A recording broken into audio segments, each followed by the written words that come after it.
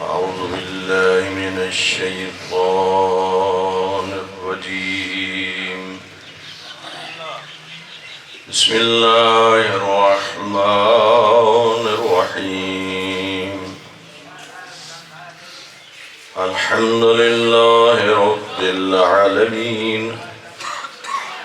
والصلاة والسلام على سيد الأنبياء والمرسلين أبي القاسم محمد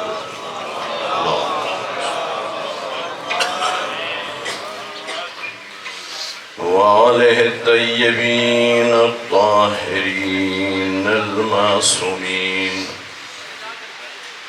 أما بعد فقد قال الله تعالى في كتاب المجيد: بسم الله الرحمن الرحيم. وما بكم من نعمة فمن الله. صلوات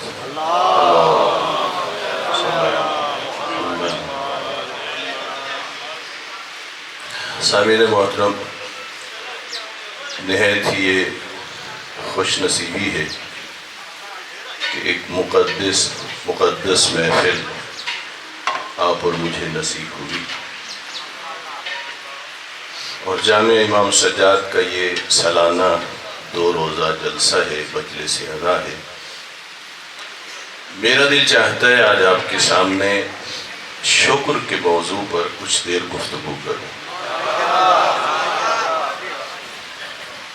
ظاہر ہے آپ بڑی توجہ سے خطاب سنتے ہیں، گویا آپ کے کان عبادت میں مشغول ہوتے ہیں، لیکن اگر آپ یہ چاہتے ہیں کہ آپ کا ثواب زیادہ ہو تو پھر زبان کو بھی عبادت میں مشغول رکھیں گے، ماشاءاللہ اور سبحان اللہ کہتے رہیں گے تو یوں ثواب بھی بڑھتا رہے گا۔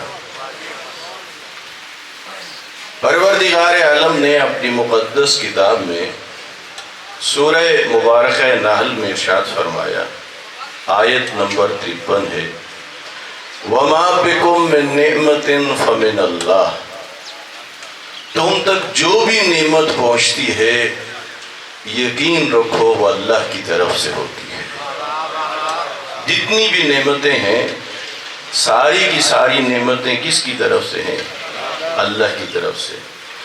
اگر آپ غور فرمائیں، آپ جو یہاں تشریف لائے، یہ بھی اس کا سبب بھی ایک نعمت الہی بنی۔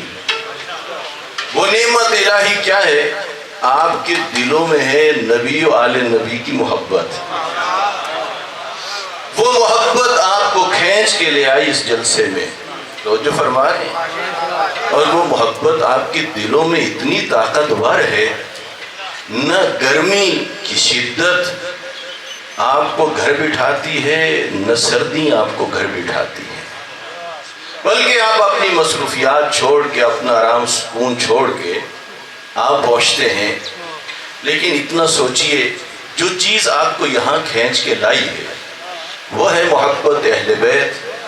کیا یہ آپ کا کوئی ہنر ہے، کوئی آپ کا یہ کمال ہے کہ آپ کے دلوں میں محبت اہل بیت ہے؟ 5ویں امام فرماتے ہیں تمہارا ہنر نہیں، وہ اللہ ہے جس نے تمہارے دلوں میں ہماری محبت کو ڈال دیا۔ توجہ فرما رہے ہیں؟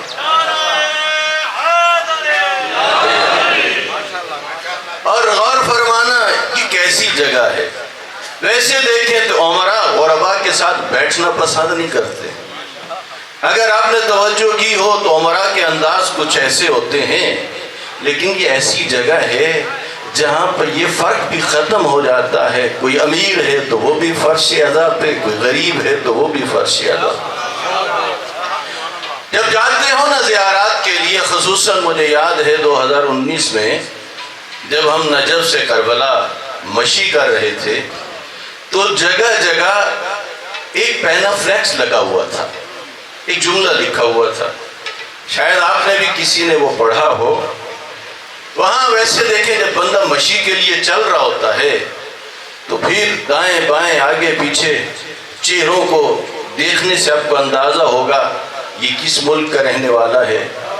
نہ رنگ ایک، نہ زبان ایک، نہ ملک ایک، کچھ پتہ نہیں ہے. وہاں ایک جملہ لکھا ہوا تھا، کیا امیر بھی چل رہے ہیں، غریب بھی چل رہے ہیں. جملہ یہ لکھا ہوا تھا یجمعنا حب الحسین. مختلف زبانوں سے تعلق رکھنے والے، مختلف ممالک سے تعلق رکھنے والے، مختلف علاقوں سے تعلق رکھنے والے سب ایک جگہ جو اکٹھے ہوئے ہیں، جس چیز نے سب کو ایک جگہ جمع کر دیا وہ محبت حسین. توجہ فرما رہے ہیں. اور حضرت امام جعفر صادق علیہ السلام نے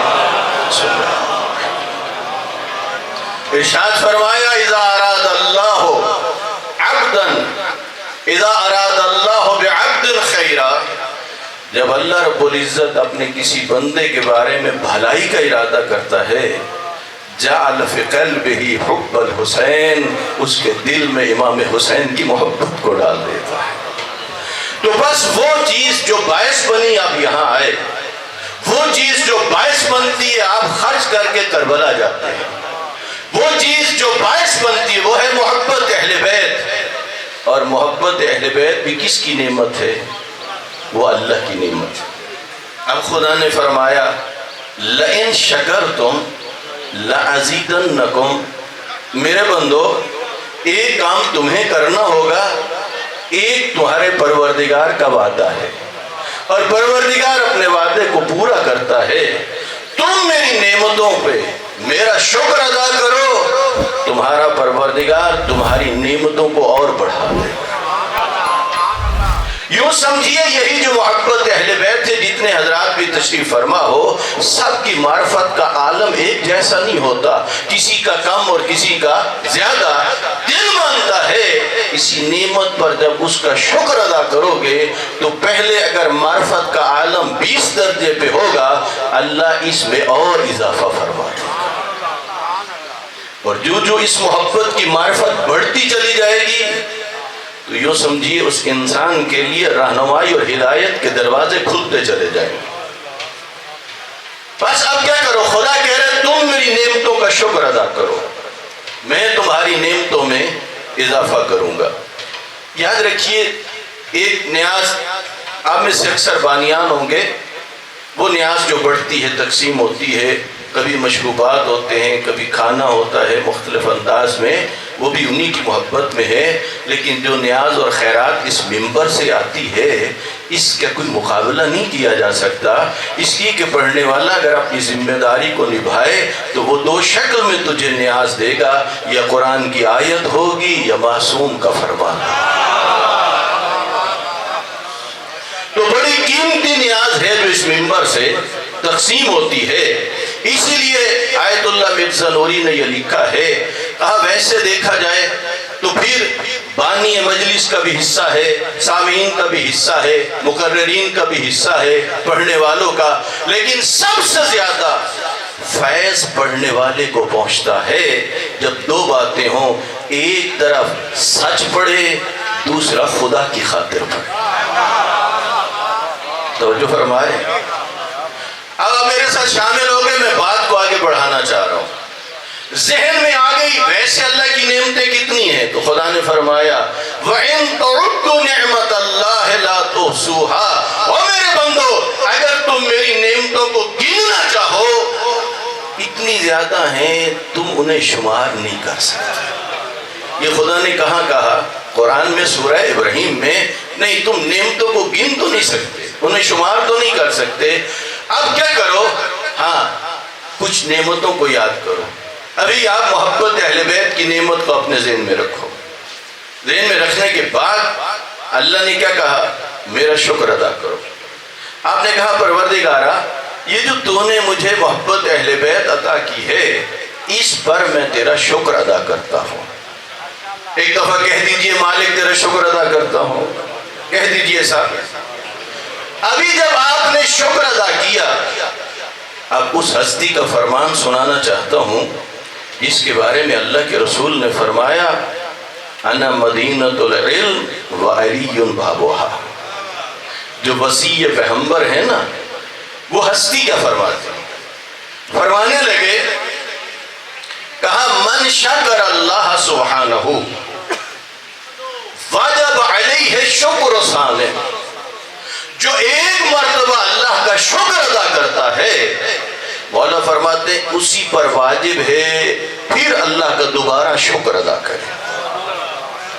ابھی آپ نے سنا شکر کی جگہ بنتی ہے جب ذہن میں کوئی نعمت آئے، آپ ایک نعمت کی طرف متوجہ ہوئے اور آپ نے اللہ کا شکر ادا کیا۔ ابھی کون سی نعمت کی طرف متوجہ ہوئے؟ محبت اہل بیت کی طرف۔ آپ نے اس پر کہا مالک تیرا شکر ادا کرتا ہوں۔ مولا فرماتے ہیں واجب علیہ شکر ثانی، جس نے ایک مرتبہ اس کا شکر ادا کیا اس پہ واجب ہے وہ پھر ایک مرتبہ اس کا شکر ادا کرے۔ مومن بڑا زیرک ہوتا ہے، دانا ہوتا ہے، ذرا سوچ کے بتائیے پہلا شکر تو آپ نے محبت اہل بیت کو نعمت الہی سمجھ کے ادا کیا، یہ جو دوسرا شکر واجب ہو گیا یہ کس نعمت کے بدلے میں؟ توجہ فرما رہے ہیں؟ دیکھیے شکر کتنے آپ نے ادا کر دیے؟ دو۔ آپ نے جب محبت اہل بیت کو ذہن میں رکھا تو آپ نے کہا مالک تیرا شکر ادا کرتا ہوں۔ مولا فرماتے ہیں من شکر اللہ سبحانہ، جس نے ایک مرتبہ اللہ کا شکر ادا کیا واجب علیہ شکر ثانی، اس پر واجب وہ پھر اس کا شکر ادا کرے۔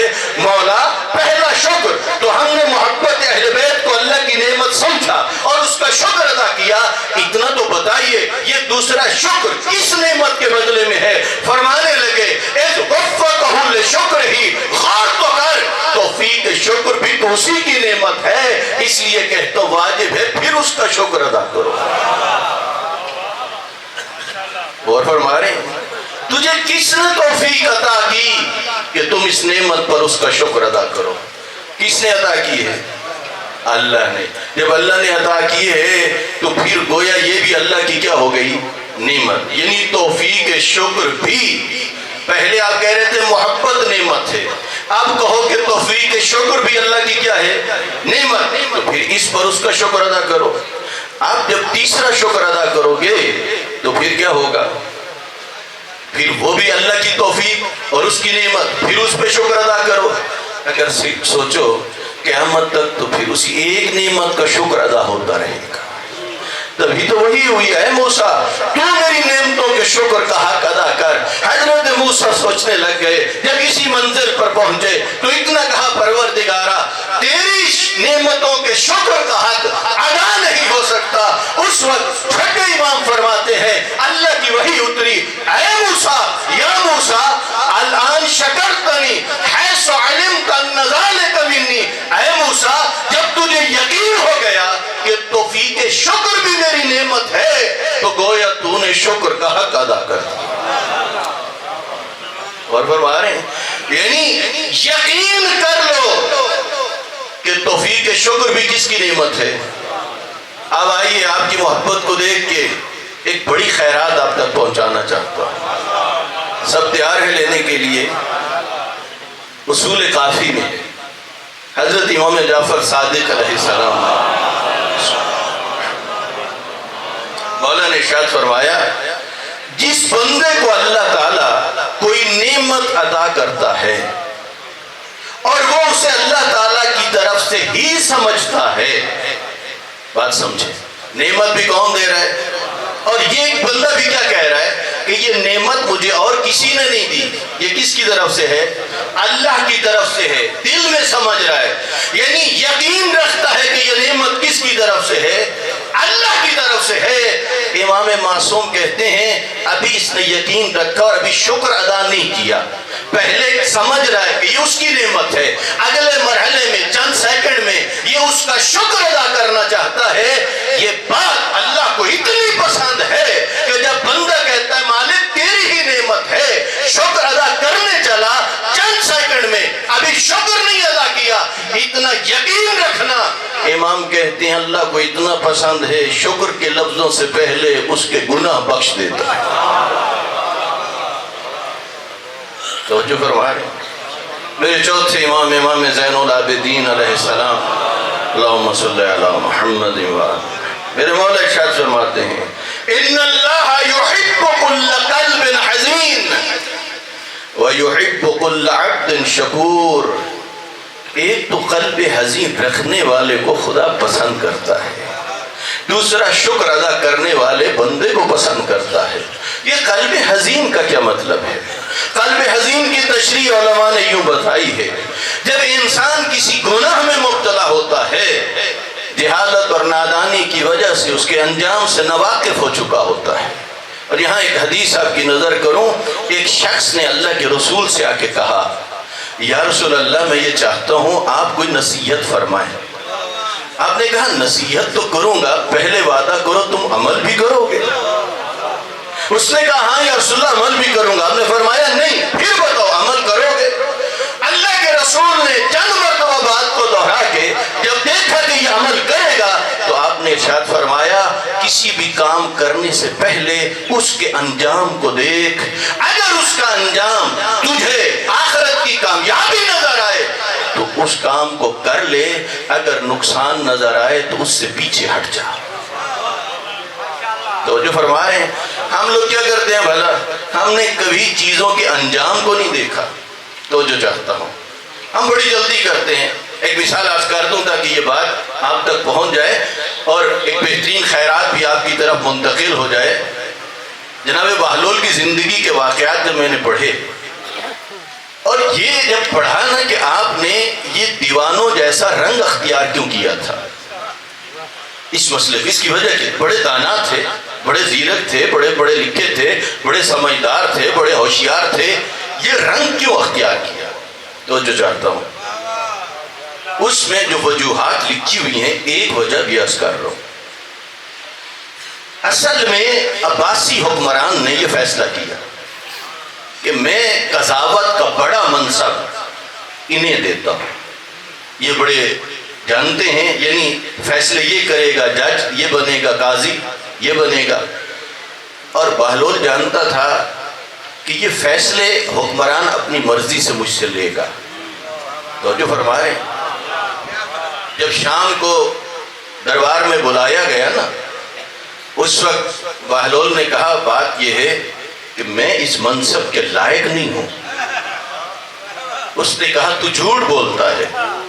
بندہ بڑا زیرک تھا، دانا تھا، ہوشیار تھا، حاضر جواب تھا، فوراً کہنے لگا چلو تیری بات مان لیتے ہیں، اگر میں جھوٹ ہی بولتا ہوں تو اتنے بڑے منصب پر تو جھوٹے کو کیوں بٹھاتا ہے؟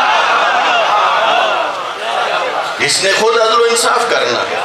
اور اگر تو سمجھتا ہے کہ میں سچ کہتا ہوں تو پھر تو کیا کر، مجھے ایک چھٹی دے، میں یہ ذمہ داری لینے کے لیے تیار نہیں ہوں۔ اس وقت تو کوئی جواب نہ تھا، یہ چلا گیا۔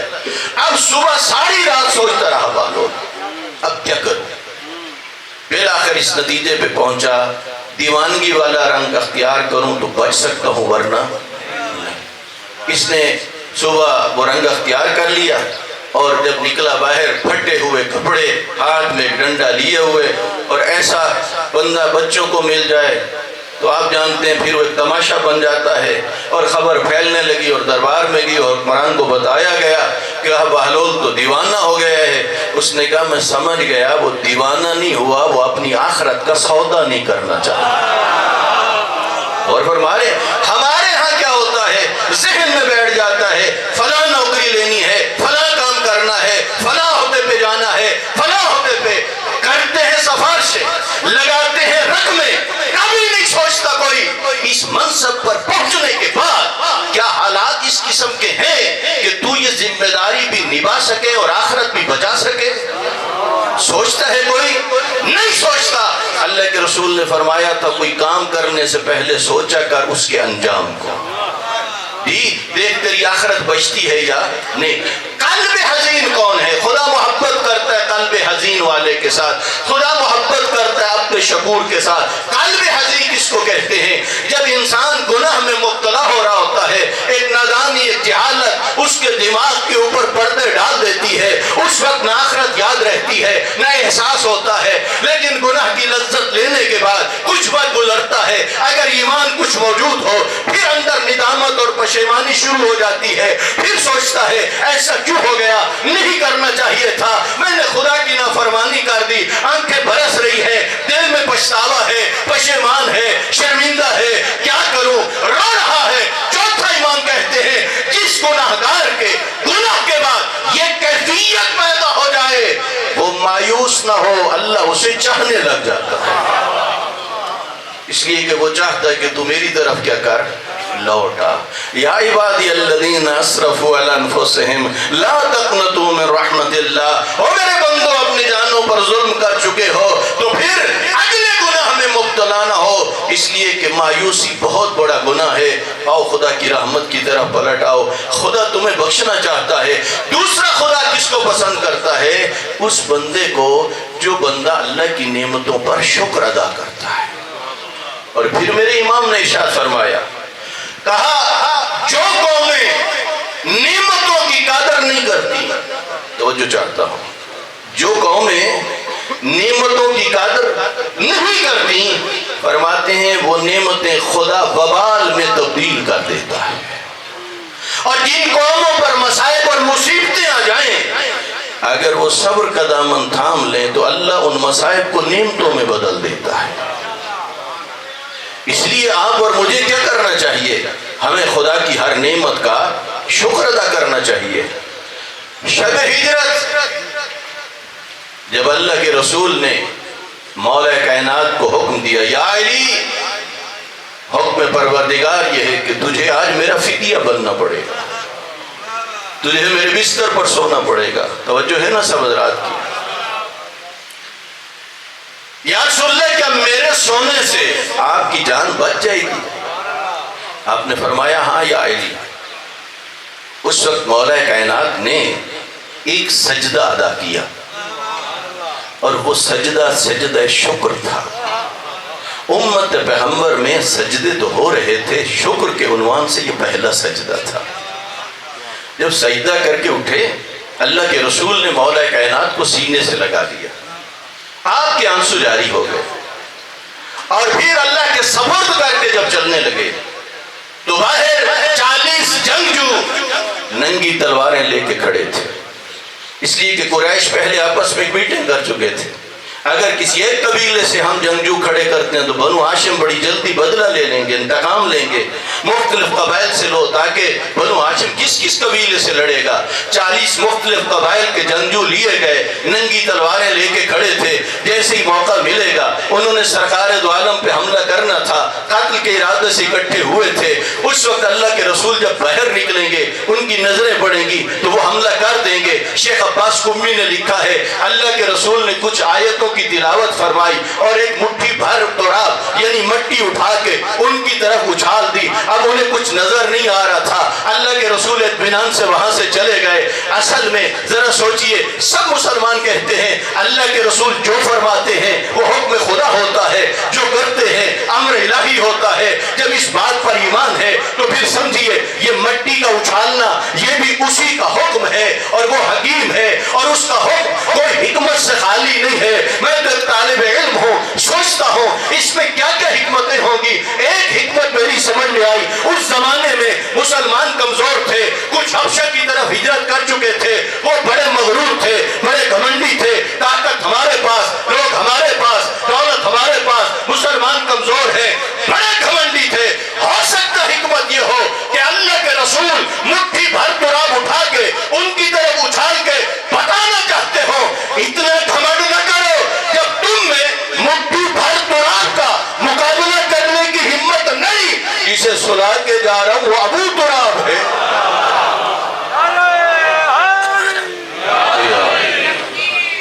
اللہ اکبر، یا رسول اللہ،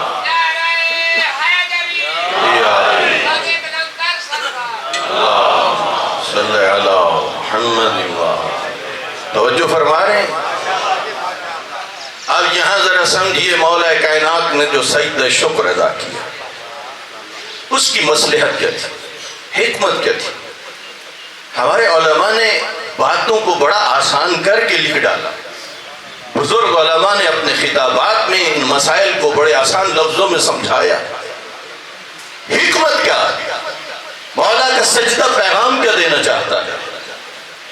اب ذرا یہ بتائیے، اگر اللہ اس جگہ امیر کائنات کو حکم نہ دیتا تو کیا اور طریقوں سے اللہ اپنے نبی کی جان بچا سکتا تھا یا نہیں؟ اس بات پہ ہے نا ایمان؟ اللہ اور ہزاروں طریقوں سے اپنے اپنے نبی کی جان بچا سکتا تھا۔ گویا مولا کائنات سجدہ شکر ادا کر کے اللہ کی بارگاہ میں کہہ رہے پروردگارا اگر تو چاہتا مجھے حکم نہ بھی دیتا، تو قادر مطلق ہے، ہزاروں طریقوں سے اپنے نبی کی جان بچا سکتا تھا، تو نے سارے طریقے چھوڑ کے مجھ علی کو نبی کا فدیہ قرار دیا، اس بات پہ علی تیرا شکر ادا کرتا تھا۔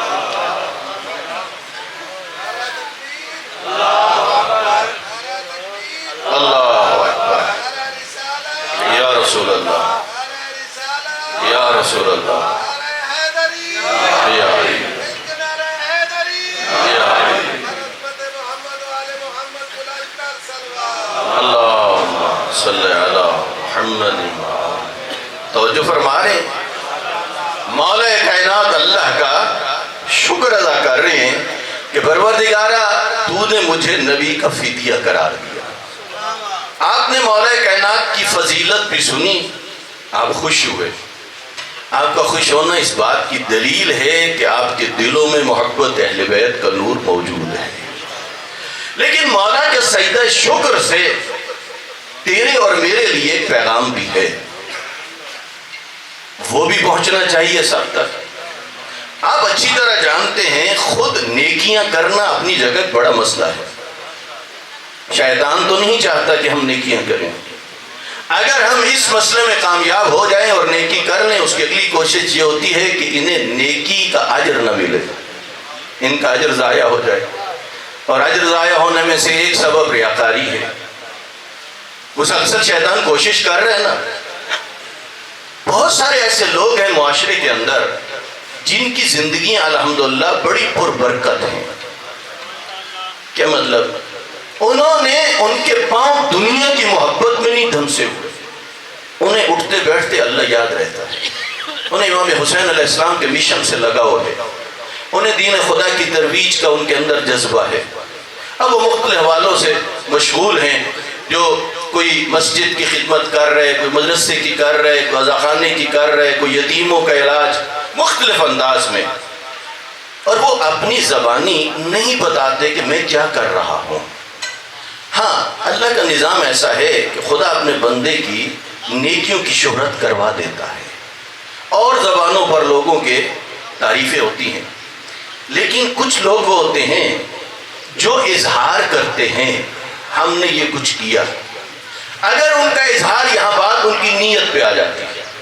مثلاً اگر یہ کہا جائے کہ ہم نے الحمدللہ یہ کام شروع کیا تھا، اتنا خرچ ہوا، اب اتنا خرچ ہونا ہے، یعنی ان کا مقصد اپنا بتانا نہیں ہے، لوگوں کو تشویق دلانی ہے، تو سبحان اللہ۔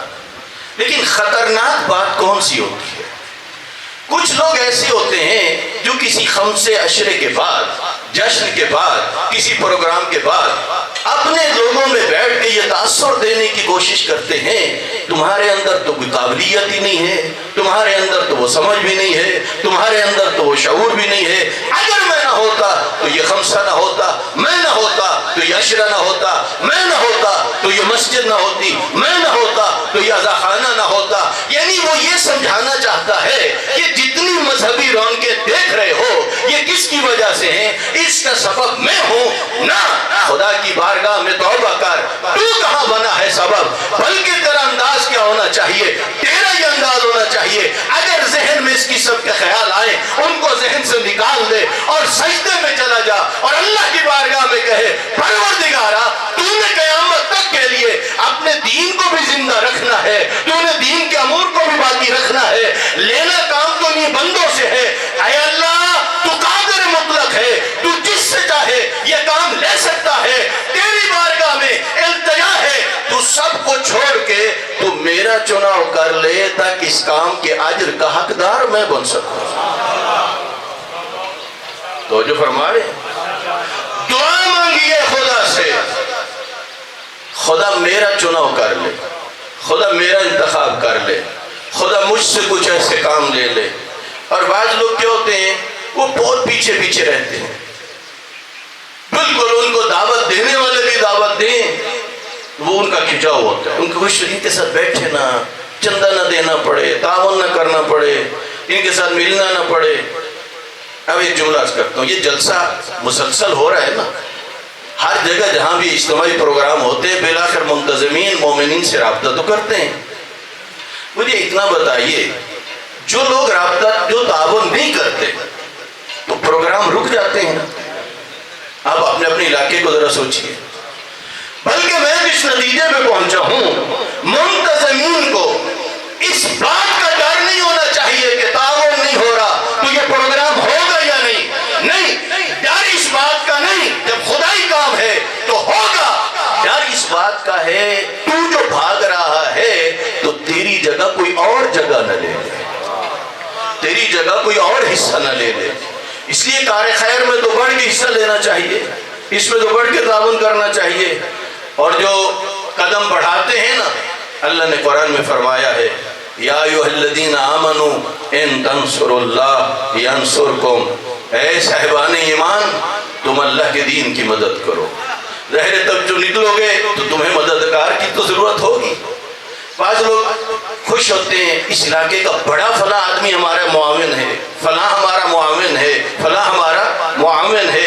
اللہ اس قرآن میں فرما رہا ہے، یا ایھا الذین آمنوا ان تنصروا اللہ ینصرکم، اگر تو خدا کے دین کی مدد کے لیے نکلتا ہے، کسی کی طرف نہ دیکھ، نہ کسی پر بھروسہ کر، خدا کہہ رہا ہے تیرا مددگار خود اللہ ہے۔ نکلے گا، تیری حوصلہ شکنی بھی ہوگی، پریشانیاں بھی آئیں گی، مشکلات بھی آئیں گی، مختلف مسائل بنیں گے۔ اللہ فرماتا ہے وَيُثَبِّتْ أَقْدَامَكُمْ، جہاں تیرے قدم ڈگمگائیں گے تجھے ثابت قدم رکھنا بھی اللہ کا کام ہے۔ بڑی بڑی مشکلات ہیں۔ دیکھیے آج صورتحال کیا ہو چکی ہے، خدا کہہ رہے ہیں کہ نعمتوں کا کیا کرو، شکر ادا کرو۔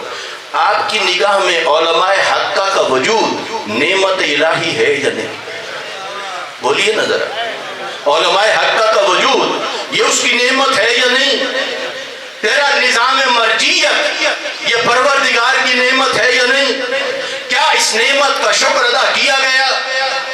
آج دکھ سے کہنا پڑتا ہے، رب جانے وجہ جہالت ہے، وجہ نادانی ہے، یا کوئی اور وجہ ہے، یا سازش ہے، جو بھی وجوہات ہیں، آج دکھ سے کہنا پڑتا ہے جنہوں نے تجھے دین بتانا تھا انہی سے تمہیں نفرت دلا دی گئی ہے۔ اٹھ کے کھڑے ہو گئے اور مقصر کے فتوے بانٹ رہے ہیں، لیبل لگا رہے ہیں۔ کیا یہ تو نے طے کرنا ہے؟ نہیں، یاد رکھ تیرے پاس جو نظام مرجیت ہے، تین نظام یاد رکھنا۔ ہم عقیدہ ختم نبوت پر ایمان رکھتے ہیں اور اعلان غدیر پر ایمان رکھنا عقیدہ ختم نبوت کے لیے بڑی دلیل ہے۔ ہم جب ایمان رکھتے ہیں تو کیا مطلب؟ اللہ رب العزت نے ہمیں ایک نظام عطا کیا ہے میدان غدیر سے، اس نظام کا نام ہے نظام امامت و ولایت۔ تو جو فرما رہے ہیں یہ کہاں سے ہمیں ملا؟ غدیر سے۔ جب واقعہ کربلا ہوا نا تو ہمیں باقاعدہ ایک اور نظام مل گیا، اگرچہ اس سے پہلے بھی ہر معصوم کے لیے عزاداری ہو رہی تھی، لیکن بڑی عزاداری کہاں سے مل گئی؟ کربلا کے بعد۔ اور خود ائمہ اہل بیت علیہ السلام نے اس عزاداری کے سلسلے میں بڑے اہتمامات کیے۔ تو پہلا نظام کون سا ملا؟ نظام امامت و ولایت۔ دوسرا نظام کیا ملا؟ نظام عزاداری۔ جب 12ویں امام نے غیبت اختیار کی تو تجھے تیسرا نظام دے دیا جس کا نام ہے نظام مرجیت۔ تو جو فرما رہے ہیں یہ تین نظام اگر ان کی صحیح تشریح ہو اور انہیں سمجھا جائے تو یاد رکھنا کبھی بھی تیرے مذہب کو مشکل پیش نہیں آئے گی۔ آج کتنی عجیب صورتحال ہے، جو جشن منائے جا رہے ہیں، جو میلاد منائے جا رہے ہیں، اور کس طرح بعض جگہوں پر ڈھول اور پتہ نہیں کیا کیا ہو رہا ہے، اور اس سے باقی لوگوں کا کیا کیا میسج پہنچ رہا ہے۔ تو میں اتنا عرض کرنا چاہتا ہوں، آپ اور میری ذمہ داری اتنی نہیں ہے کہ ایک مجلس کروا لیں، خطاب ہو جائے اور سن لیں، نہ، ہر علاقے میں رہنے والوں کے لیے ضروری ہے امر بالمعروف کرنا اور نہی عن المنکر کرنا۔ امام حسین نے فرمایا ہے، کہا یاد رکھو یہ جو دن بدن بگاڑ پیدا ہو رہا ہے اس کی وجہ برے لوگوں کے بولنے سے نہیں، اچھے لوگوں کے چپ رہنے کی وجہ سے۔ اور مولا کائنات نے فرمایا جب امر بالمعروف اور نہی عن المنکر نہیں ہوگا تو معاشرے کے اوباش سر اٹھا کے چلیں گے، شرفاء سر جھکا کے چلیں گے۔ لہذا اپنی اپنی جگہ یہ ذمہ داری بنتی ہے اس انداز کے جشن جس میں مذہب کی توہین ہو، جس میں مذہب پر حرف آتا ہو، تو پھر اس کی رکاوٹ کے لیے اور روک تھام کے لیے قدم بھی اٹھانا چاہیے۔ یہ بھی ہم سب کے فرائض میں اور ذمہ داریوں میں شامل ہے۔ اس لیے سامعین محترم، یہ اللہ رب العزت کا نظام ہے، نظام امامت و ولایت بھی اسی کا، نظام عزاداری بھی خدا کی طرف سے ائمہ اہل بیت نے برپا کی، اور نظام مرجیت بھی کہاں سے ملا ہے؟ ہمیں ادھر سے ملا ہے۔ ان علماء حقہ کے بغیر ہم کچھ بھی نہیں ہیں، اور اس سلسلے میں بڑا خرچ ہوا ہے اہل بیت پیغمبر کا۔ میرے مسلمان بھائیوں، اسی دین کو بچانے کے لیے روز عاشور امام مظلوم کربلا کو پہلے اپنے اصحاب کی قربانیاں دینی پڑ گئی۔ اصحاب نے آپس میں یہ طے کیا تھا جب تک آخری صحابی موجود ہے کوشش کرنا کسی ہاشمی کی باری نہ آئے۔ ہاشمیوں نے یہ طے کیا تھا جب تک ہم میں سے آخری جوان موجود ہے نا تب تک نبی کے بیٹے کی باری نہ آئے۔ یہی وجہ ہے کہ مقتل میں ملتا ہے لاشوں کے درمیان کھڑے ہو کے فرما رہے تھے، دائیں اور بائیں دیکھتے تھے، یا ابطال الصفا و یا فرسان الحجا، او میرے شاہ سوارو، او میرے جنگجوؤں، میں تمہیں بلاتا ہوں تم مجھے جواب نہیں دیتے۔ میں نے جو پڑھا ہے مقتل میں 15 شہداء کے نام لیے، کبھی فرماتے تھے کہاں گئے ہو بریر، کہاں ہو حبیب، کہاں ہو عباس، فرمانے لگے قوموا عن نومتکم ایھا الکرام، او میرے شریف ساتھیوں اپنی نیندوں سے اٹھو۔ آؤ پھر مل کے عرض کرتے ہیں مولا کس لیے بلاتے ہیں؟ کہ آپ کو کوئی راہوار پہ سوار کرے اس لیے، یا اس لیے کوئی پانی کا انتظام کرے؟ نہیں، خود فرماتے ہیں فَادْفَعُوا عَنْ حَرَمِ رسول اللہ، اور میں تمہیں اس لیے بلاتا ہوں، میں چلا مقتل کی طرف، کوئی ہے جو نبی زادیوں کے پردوں کی حفاظت کرے؟ اجرکم اللہ، وہ کتنا مشکل وقت تھا، اور جب مظلوم شہداء کربلا کو یاد کر رہے تھے، اور کتنا مشکل وہ وقت تھا، اور جب بہنوں کو تسلیاں دے رہے تھے، اور جب اپنے حرم کو اور چلے اور راہوار رک گیا، لکھا ایک 3.5-4 سال کی بچی ہے جو سامنے کھڑی تھی، منتیں کر رہی تھی بابا ذرا نیچے آ جاؤ، اور میرے مظلوم امام نیچے آئے، اور جس کی چھوٹی چھوٹی بیٹیاں ہیں، ذرا سمجھو یہ منظر کتنا دکھ بھرا تھا۔ امام آئے، ادھر لاشیں پڑے تھے، ادھر ظالم اپنی کامیابی کے فتح کے جشن منا رہے تھے۔ امام نیچے اترے، امام نے کہا بیٹی کیا کروں؟ بابا ذرا گود بناؤ نا، گود میں آ گئی، بازو بابا کے گلے میں ڈال دیے۔ اس وقت بچی نے ایک سوال کیا، آپ بھی جاتے ہو نا، جس کی چھوٹی بچی ہو دروازے پہ آ جائے گی، اپنے باپ سے پوچھے گی بابا اتنا بتا تو جا کہاں رہا ہے، اگلا سوال کرے گی تو لوٹ کے کب آئے گا، لیکن نہیں پوچھے تو کہاں جا رہا ہے، کب لوٹ کے آئے گا، اتنا پوچھا۔ بابا کیا آپ نے بھی موت کی تیاری کر لی ہے؟ اجرکم اللہ۔ اور امام جعفر صادق علیہ السلام نے اپنے ایک صحابی سے کہا، اور جب بھی رونے کا ارادہ بنے میرے جد حسین پہ گریہ کیا کرو، اس لیے جسے آسمان رویا، زمین روئی، ملائکہ روئے، جنات روئے، دریا کی مچھلیاں روئی۔ اے عزادارو ذرا سنیے امام کی مظلومیت۔ کہا بابا آپ نے بھی موت کی تیاری کر لی ہے؟ فرمانے لگے، کہا بیٹی جس کا رہا جو کوئی نہیں۔ پھر بچی نے اگلی فرمائش کی جو اور مشکل تھی بات، کہا ردنا الی مدینۃ جدنا، پھر پہلے نانے کے شہر سے پہنچا دے۔ علامہ سید محمد تقی ندوی صاحب خدا نے صحت اس جملے پہ وضاحت کر رہے تھے، کہتے شاید وجہ یہ ہو کہ یہ بچی جب جب علی اکبر گیا تو پتا تھا چچا غازی بھی موجود ہے، بابا بھی موجود ہے، اور جب چچا غازی گئے تو بابا تو ہے، جانتی ہے اب رہا جو کوئی نہیں، اور یہ ہے شقی اور ظالم۔ بس کس طرح امام نے اپنے بچی کو اپنی گود سے اٹھایا، آئے مقتل کی طرف۔ جو گئے ہو نا کربلا میں، ایک جگہ ہے جہاں مقتل گاہ ہے، ایک زری ہے، اترے کسی اور جگہ تھے، وعدہ گاہ پہ آ گئے، پیشانی اللہ کی بارگاہ میں ہے، راز و نیاز ہو رہا تھا۔ اے عزادارو، پھر وہ وقت بھی آ گیا جب قاتل آگے بڑھنے لگے، اور پھر کسی کو امام حسین کے چہرے میں رسول خدا کا چہرہ نظر آتا، اور وہ خوف زدہ ہو کے پیچھے ہٹتا۔ پھر وہ کتنا عجیب منظر تھا جب ایک سپاہی نے کہا اگر یہی جاننا چاہتے ہو کہ زندہ ہیں یا نہیں تو اپنے گھوڑوں کا رخ مظلوم کی بہنوں کی خیموں کی طرف کرو۔ اے اللہ، اور اس وقت میرے امام جن کے بدن سے خون اندر بہ چکا تھا فرمانے لگے کچھ تو عربوں کی غیرت کا خیال رکھو، تمہاری جنگ میرے ساتھ ہے۔ اے عزادارو، پھر وہ منظر بڑا عجیب تھا جب بسر سعد نے سپاہیوں سے کہا یہ گھوڑا رسول خدا کے گھوڑوں میں سے بہترین ہے، اسے پکڑ لو۔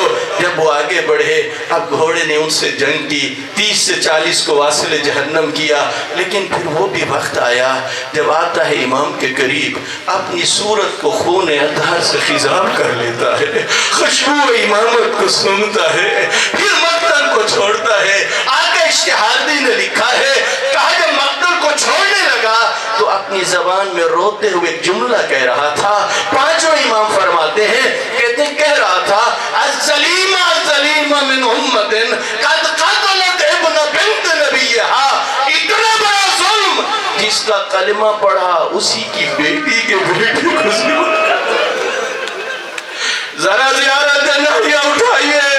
زمانے کے امام روتے ہوئے فرماتے ہیں او میرے جد حسین، جب آپ کا گھوڑا جا رہا تھا خیموں کی طرف بڑھ رہا تھا اور اس کی زین ڈھلی ہوئی تھی، سوچو مسلمانوں پیاسا تھا، یہ اگر دریاؤں کا بھی رخ کرتا کوئی تعجب نہ کرتا، جنگلوں کا رخ کرتا کوئی تعجب نہ کرتا، مگر دوڑتا ادھر ہے جدھر مظلوم کی بہنوں کے خیمے تھے، اور تیرے خیمہ بھی آیا ہے۔ میں کیسے بیان کروں کس طرح نبی زادیاں آئیں اور کس طرح سوال کرنے لگیں، سر جھکا ہوا تھا، آنکھیں جھکی ہوئی تھیں، آنسو بہا رہا تھا۔ کوئی پوچھتی تھی تو لے تو گیا تھا، لے کیوں نہیں آیا؟ کوئی پوچھتی ہے تو میں دشمنوں نے اتارا، وہی بچی جس کی عمر 3.5-4 سال ہے، قریبا کی اتنا پوچھتی ہے یا جباد ابی السقیا، اتنا پوچھتی ہے میرے بابا کو گھوڑا، اتنا بتا۔ پیاسا جو تھا کسی نے پانی بھی پلا